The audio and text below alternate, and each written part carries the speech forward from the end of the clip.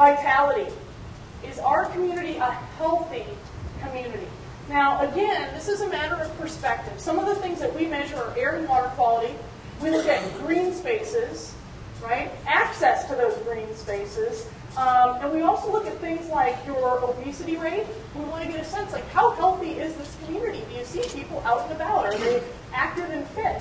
What kind of score would you give Central Texas on this? Good? 5, 9. Some people are shaking their heads. Matter of perspective, right? A matter of perspective. Phyllis Gogley and I had a very interesting interaction a year ago. She probably doesn't even remember this, but when I was here a year ago, we're a research company. We think we're pretty good at doing research.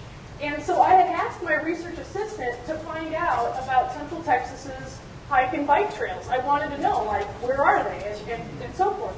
So Brian came back to me and he was like, I got nothing. So I came and stood on the platform and said, you guys stink in this index because, like, we couldn't find anything. Well, at the break between my morning session and my afternoon session, Phyllis pulled me aside and she's like, you must not know about the hike and bike trail. And I said, right, I must not know about the hike and bike trail. Tell me about it. And she went on to describe it. It's a 2.5-mile trail, and so on and so forth. She was very proud, and she should be. However, when talking to the next generation about hike and bike trails, they're not talking about 2.5 miles of hike and bike trails. They want to know what is the contiguous loop and the sub-loops, right, that I can take. Here's another quick example. I was spending some time with a citizen of Copper's Cove last week, and she talked about the amazing park that, like, is in her neighborhood. She was describing how beautiful it was, and she recommended that I go see it. And I said, oh my gosh, I bet your kids are at this park all the time. And she said, no, I would never let my kids go there. They have to cross an interstate to get there. Well, now that's a problem. If we have these amazing green spaces, these amazing assets, but we're not helping people find the pathways so that they can actually use them, what are we thinking? What are we thinking? I'll tell you, I was so inspired because Nashville was our very first community client.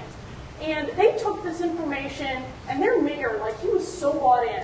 And so he looked at their score in the Vitality Index, and it was somewhat high because Nashville's got, like, loads of parks. You could set loads of parks, too.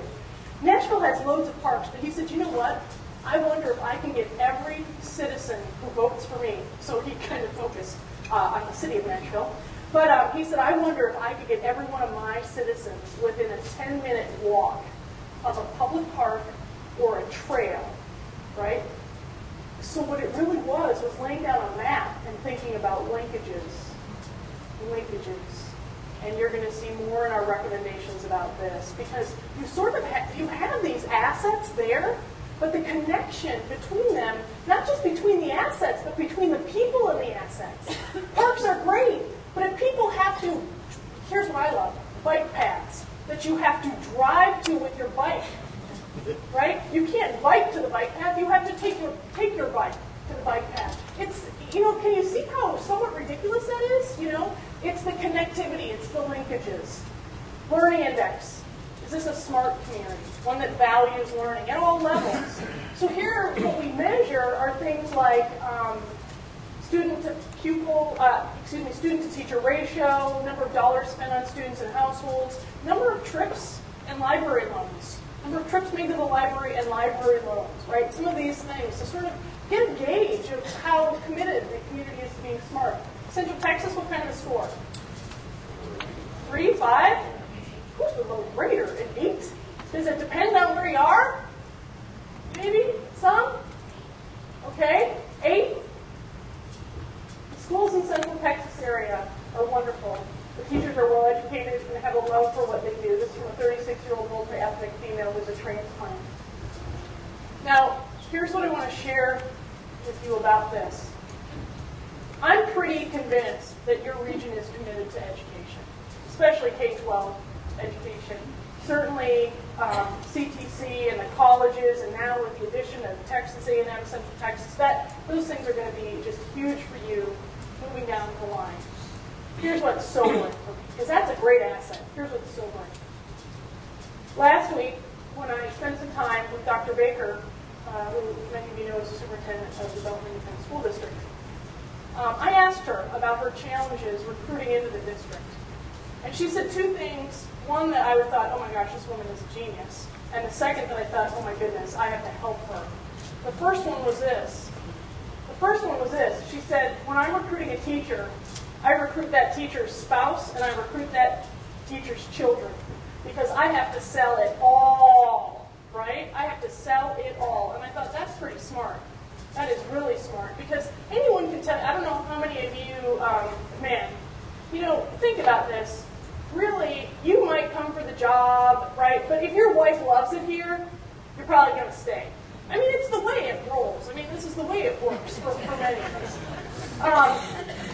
Did I just say preach? Did you just say preach on?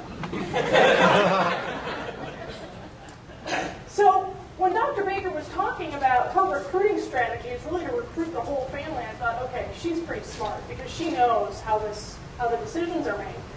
The other thing she said, and this is where I thought, man, I need help, and I need your help on this. She said she only expects teachers to stay for between 5 and 7 years, and then they will leave. Now, I'm a business person and an entrepreneur, and I know that in many professions, it takes 2 to 3 years before a person is even up to speed. And my impression of the Belton Independent Schools is that it's a pretty special place, pretty committed to lifelong learning. Dr. Baker tries to do some things culturally that the teachers really love there. But then I think about, man, for a lot of people, if they get a teaching job, they want to retire from that teaching job. And Dr. Baker's telling me 5 to 7 years is the average for which she can expect to keep them. And I thought, we've got to help here. We've got to help. Because that's like a revolving door on your investment in training dollars. Every 5 to 7 years, you've got to reteach a new batch of people in the way that they do things in that district. And that's not private money, that's our money. If you pay taxes to the Belton School District, that's your money. So what can we do to make sure that when a family chooses Belton or Cove or Killeen or Temple, they're not making a short-term choice. They're making a longer-term choice.